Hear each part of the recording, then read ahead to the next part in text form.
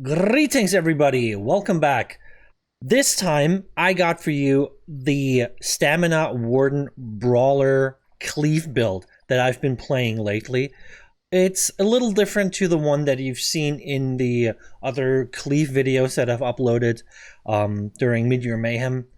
But this one is more suited for like an open world kind of playstyle, also more suited for being run in BGs, so even in like a no CP environment, this build can do pretty well. So let's jump right into it here. As you can see, we got a lot of max stamina, which is something that I was going for here. A little less max weapon damage, a little more max stamina. I kind of prefer it that way. Having a good mix between the two feels good to me. The health 24k. This of course goes up when we heal because we are a warden. 26.2 here with the minor toughness buff. We're in medium armor, so 26k health is actually a pretty decent amount. And then of course 15k magicka. That's not too shabby, really isn't. The stam recovery is looking good, 1582. But wait, there's more. This goes up by a lot more. Due to the items that we have working together, we can get up to, well, if we drop our magicka below 50% because we're running the Torque of Tonal Constancy, this goes up to, and when we use a pot, this goes up to like 2500 already. Then you get another 200 from your Betty Netch, roughly, and if you kill somebody and you take a resource, you should be sitting at like 3600 stam recovery. So this goes up by a lot. The magicka recovery goes up to, you know, like fully buffed around like 15, maybe 1600. So not too shabby either. When it comes to the weapon damage, let's buff up here. We're sitting at 4k. Fully buffed, this goes up to like 5.1, I think. So that means when we take a resource and when we hit somebody with the weapon damage enchant on the back bar, which is infused, we should be sitting at like 5 or 5.1k, which is a decent amount considering we also have a lot of stamina, considering we also have a lot of damage boosters here. So my weapon damage also goes up further depending on how much ultimate I'm spending because we're running the Baylor set. So that is to be determined how far up that goes. Technically, we'd be sitting at 6k, 6 point, maybe 2, maybe 3, fully buffed. But, you know, that doesn't really matter. You know, even if you don't have these numbers, this build deals a lot of damage, just the way it's built, just the way it works, just by being a warden, and wardens are just OP. We all know that. So yeah. Looking at the resists here, they're not too shabby, I would say. On the back bar here, 17.3k spell and 16.9, almost 17k physical resistance. That is pretty normal for a medium armor build that doesn't invest in tankiness. So we are quite squishy, but as you probably know, I like it. I like to be squishy. You know, sometimes I play a tanky build, but man, there's just something about it being squishy. You know, a lot of people give me shit for it, but honestly, I just like it. I like being quick on my toes, having to react instead of just sitting there and just absorbing damage. And of course, as you can see, the crit resistance pretty good, 3.5k here. Yeah, nothing to complain about. The physical penetration on the front bar, 7.2k. This, of course, goes up to, you know, when we use the sub-assault, this goes up to 12k. And then with the Baylor, this goes up by, I don't even know what the maximum value would be. Probably kind of close to 20k, probably 18, 19k or something like this. So we do have a lot of penetration when we're fully buffed. So, for the boon, for the Mundus, we're running the Warrior, just to stack the weapon damage a little further. I didn't have to invest anything into regens because we're already, you know, we're already a regen powerhouse on this build. So Yeah, that's pretty okay. We are a vampire stage 1. You don't have to be. I'm not really using the vampire stuff. I thought I might go for the vampire ultimate, but honestly, it never feels good to me, so I switched it out for a different ultimate. But stage 4 is okay. That way you don't have to drop the vampire and then, you know, get another bite if you want to play a vampire. Just drop it down stage 1, it's fine, unless you really want to be something else like a werewolf.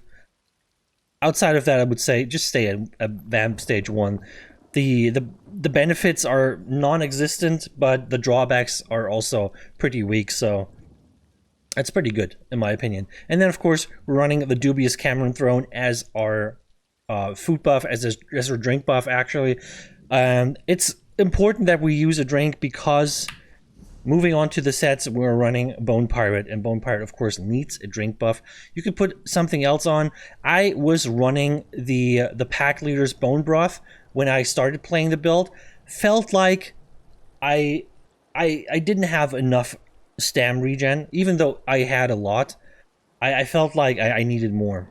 So if you put this on, you're at 40k stamina, and you know, if you can deal with it, this is a good alternative because it gives you a lot of max health with it and a lot of stamina.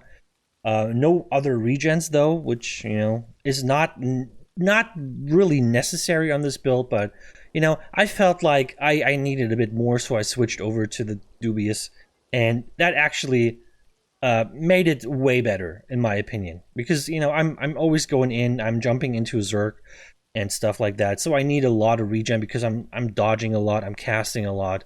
So yeah, the extra regen on this one really helped me and felt way better. As the monster set, as I mentioned, we're running the Baylork here. Pretty awesome set. It gives you the weapon damage on the one piece, and then of course when you cast an ultimate ability you get some weapon damage and some penetration. You can't say no to that, right? The next set we're using, I mentioned it before, the Torque of Tonal Constancy. Great one-piece mythic item here. Gives you a lot of regens. And it's pretty natural. You know, here's the thing. I have to mention something. If you play this build, you want to drop the Magicka. Of course, as you can see, we only have 2 Magicka skills. We have this one, and we have this one. And when we cast them, we're not even below 50%. That's why I like to just, sometimes, if I need the regen, you don't have to have the regen buff up all the time. But if you need the regen, make sure you just spam. You know, spam the armor buff because it's quite expensive. So that's a good way to drop your Magicka. Make sure you just spam the Magicka constantly because you don't really need it for anything else. Right? This is your only buff that you need, and every once in a while you need the speed buff here, but this is more of a, you know, a passive skill. Unless you need the speed buff, but you also have the bow on the back bar, which can give you a speed buff, so, you know, you don't have to use that on the front bar. So yeah, make sure you drop the Magicka so you can get the amazing torque regens here. You don't really need the max Magicka, the Magicka regen that it gives, but you know, it doesn't hurt either. You know, if your stamina gets low, it doesn't hurt either. So yeah, I like this a lot. And then we have 2 pieces agility here just to fill up the jewelry slots, because we are of course using the Master Maul on the front bar and the Black Rose Bow on the back bar. If you don't want to use the Black Rose Bow, feel free to use the like the Master Bow. I went for the Black Rose because I only have a CP 140 Master Bow from way back in the day, and I opted out of running poison injection. And I'll show you why in a second. Let's just go over the traits here real quick. Of course, as always, infused on the big pieces with Tristat enchants. That is just, that's my favorite thing to do. You know, gives you a nice amount of general stats, which you want. And then, of course, impan on the small pieces with stamina enchants. That's the way to go. Robust on the agility here with weapon damage enchants, and a triune Torque of Tonal Constancy with a weapon damage enchant. Triune because the ring comes in Triune. I personally wouldn't bother retrading it. Triune is pretty amazing, and it works on, you know, whatever you use it on, right? You can use it on a tank basically, because it gives it a little extra health. You can use it on a magicka build or on a stamina build. The only thing that you have to do is swap out the enchant, which is easily done. So that way you don't have to transmute the item or have multiple of them. So keep it Triune. It's a good trade. The Master's Maul is, of course, Nirnhoned for extra damage. The Maul, of course, also gives a lot of penetration that is not shown in your character sheet here, because it's dependent on, you know, how much armor the target has.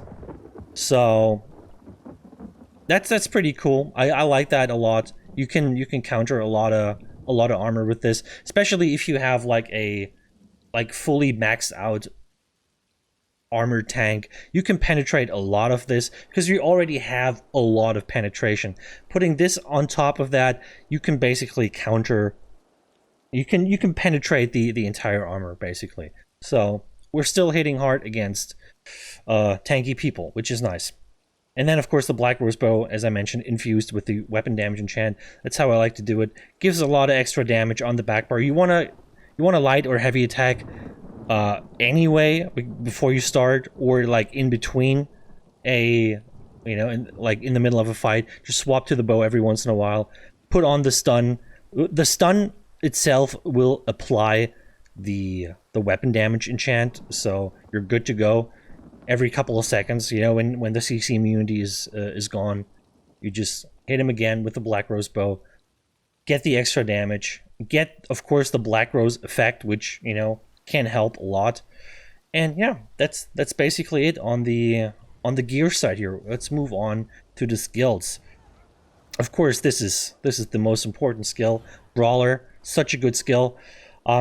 It's not a good skill if you don't have the Master Sword. I gotta be honest with you. It's actually one of the worst skills if you don't have the Master Sword. The Master Sword turns it around though. Even single target, the Master Sword performs quite well, and of course it performs pretty good if you have a large group of people to hit, and that's what this build is meant to do. Jump into a Zerg, drop the hammer, get the cleave on, and win. Just kill everybody. So Brawler, really nice. I like it a lot. And of course, it gives you a damage shield. So as long as you're cleaving, you can be quite tanky. I've seen this a lot.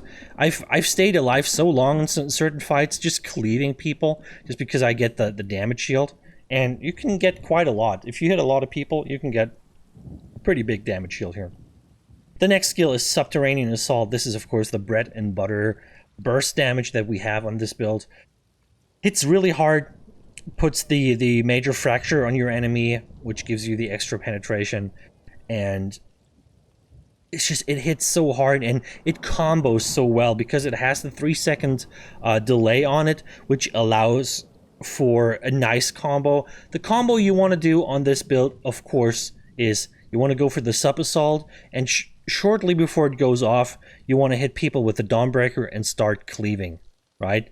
And that is a disgusting amount of AoE damage that can, if you do it right, kill a group of people. So that's why we're doing this. The next skill is Reverse Slice. This is, of course, our execute here.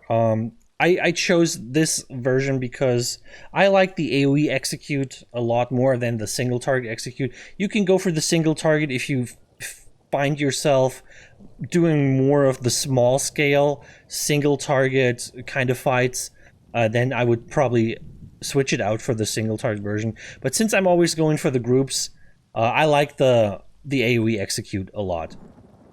The next one is Crit Rush. I love Crit Rush, you know this. Hits hard. It's a gap closer. We need a gap closer. It's important for movement, not just for offensive movement, also for defensive movement, because you can gap close out of a lot of trouble if you have a target, right? If you have a target and you're like, you're getting pummeled by a group, and you see an NPC or another player running by, you can use that guy to just slingshot yourself out of the group and get away. So I like using Crit Rush offensively and defensively. Like I said, it hits hard, and of course, for a nice combo, you know, you would add the Crit Rush too. So Sub Assault, Crit Rush in, the Dawnbreaker, and Cleave. And if the target is not dead, put on the Execute. So yeah, I like it a lot. Next skill, of course, is Bird of Prey. This is, like I said, mostly a passive skill because it gives us the Minor Berserk, which we want and need. It's a lot of extra damage, 8% here. And, you know, it gives you the movement speed buff, which is nice.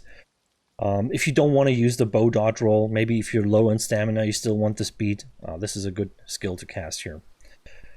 And, of course, the next skill, Dawnbreaker of Smiting. This is, so good. Very, very cheap, very powerful ultimate. Hits very hard, adds a nice dot to the targets. It knocks everybody down. And it just pairs so well with the kit that we have here. So much AoE damage.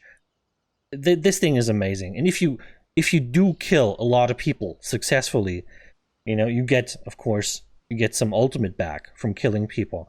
And since this is so cheap, there are situations where you potentially just kill a couple people and then have another Dawnbreaker up, and you're ready to go again. So I love this a lot.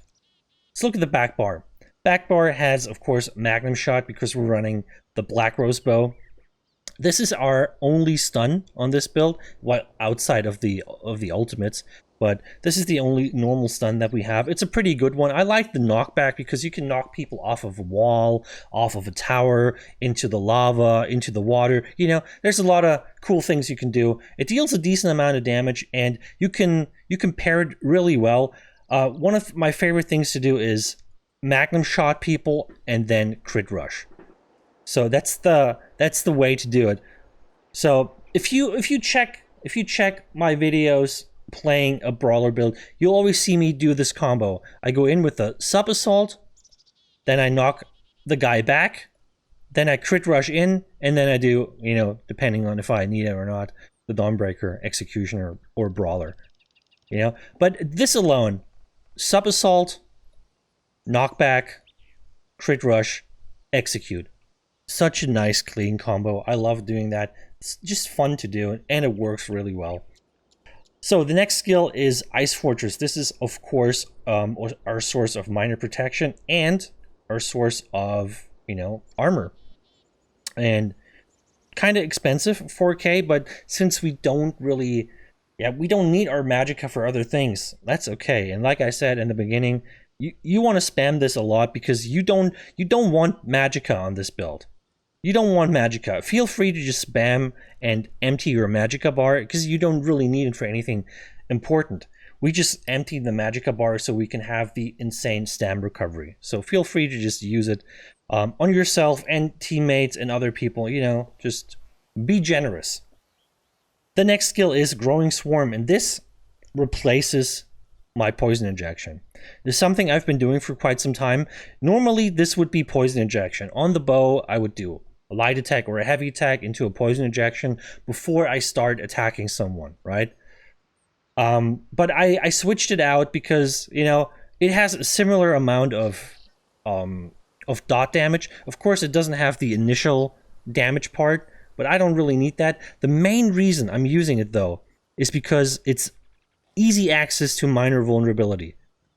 You put this on somebody and you do 8% more damage, which, of course, pairs well with the 8% extra damage from Minor Berserk, which, of course, pairs well with Advanced Species, which is 4% here, because we have 2 of the animal skills here. So that alone is 20%. 4% here, 8% here, and then another 8% here. 20% extra damage on the already high damage that we have on this build.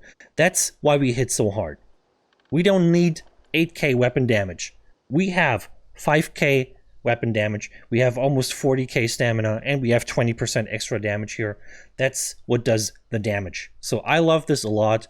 It, of course, can spread out to other people and do some some extra damage, which is nice, but I mainly use it for the 8% extra damage. The next skill is Resolving Vigor. This is our main heal and actually our only heal. So that's also a reason why we're so squishy, because we only have the Vigor to heal. The way you want to use it is you want to use the Vigor and either block or dodge roll. Make sure you don't get hit so that the Vigor has time to fill up the health bar. If you need more healing, you can always spam the Betty Netch, the Bull Netch. A lot of people don't know it, but if you spam the Netch, it will actually heal you. As you see, it heals us for like up to 1k. You see these numbers below the Netch? 677, 677, 677, and sometimes when it crits, it deals the 1k. It's not much, but honestly, that stuff saved my life so many times. Just having the Vigor ticking and then spamming the Bull Netch, which also doubles as a spammable purge, because you purge one negative effect from you every time you cast it. So that can actually save you from a lot of hurt. You know, you get the extra heals and you take away all these poisons and stuff.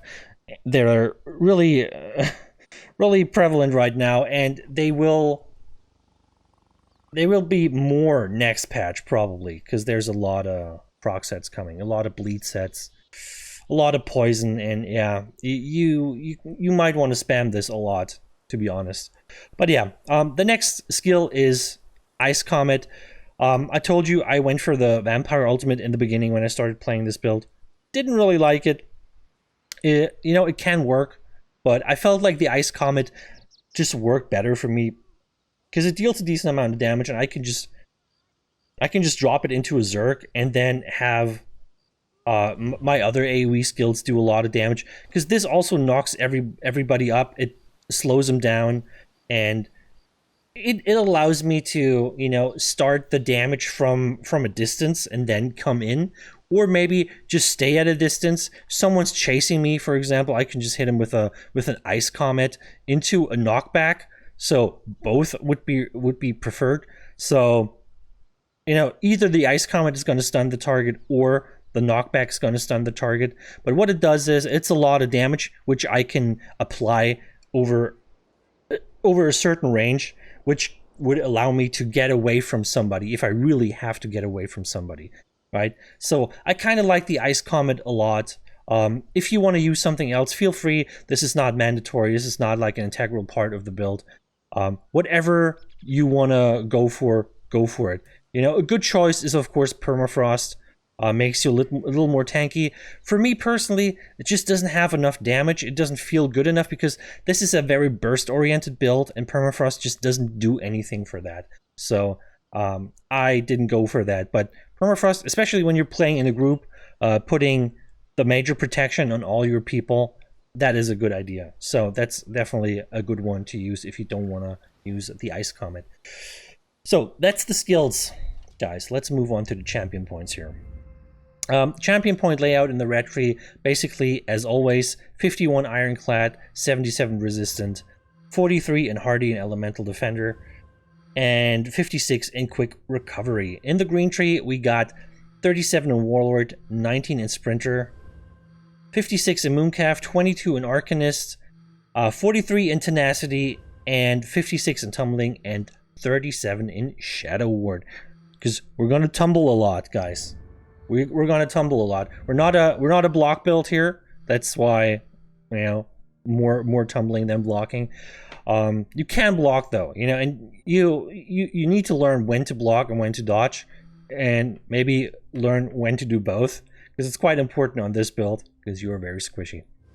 In the blue tree, of course, 81 Mastered Arms for the nice burst damage. We want that. We need that. That's gonna get us the win here. And then, of course, 56 in Precise Strikes, 56 in Mighty, and 77 in Piercing. And that's it, guys. That's the build. I hope you enjoyed. I hope you give it a shot. I know It's not the easiest build to build because you need a mythic item, you need a master sword, you need the black rose bow. But you know, like I said, you can replace the black rose bow with something else. I personally like the black rose bow because I do have the bow knockback anyway, so the bow is actually doing something for my playstyle. So I like this a lot. And then of course you need the Baylork. Bone Pirate, also something you have to farm. So the easiest part about this build is basically getting the agility rings. The other stuff, you know, kind of hard to get, but I think you should have no problems getting the gear. Yeah, I hope you like it. I hope you give it a shot. I hope you find the courage to just jump into a Zerg and just let it rip. If you do get some nice clips of that, you know, always tag me, show me the clips. I want to see what you're doing with the build like this. And yeah, that's it, guys. I'll be back with another build soon. Take it easy.